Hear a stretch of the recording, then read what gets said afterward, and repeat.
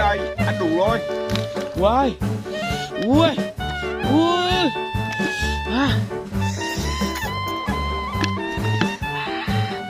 Ui, hết cả mồi. À, hết mồi rồi. Hết cả mồi rồi.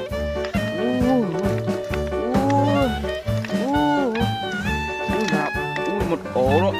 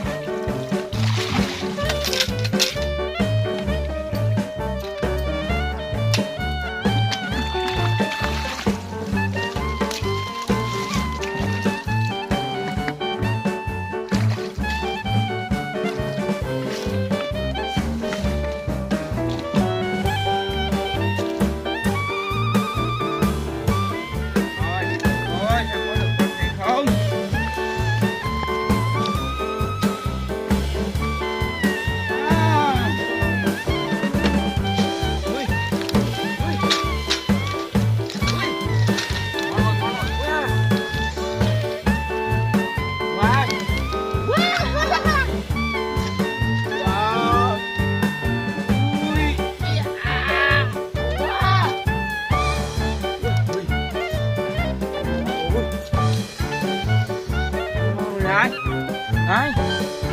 Ui.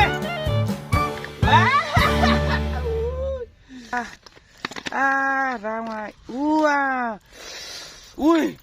Không còn cái mồi nào rồi. Wow. Thôi nước cạn rồi không đỡ bẫy nữa. Để đây mai lại ra bẫy. Chiều nước to nụt đây thì lại bẫy, nụt ống này thì lại bẫy, giờ nước cạn rồi. Hết cá vào rồi. Wow. Ôi đi về thôi. Ôi mày thôi.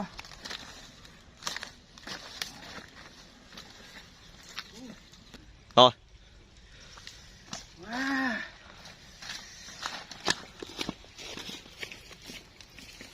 Đi.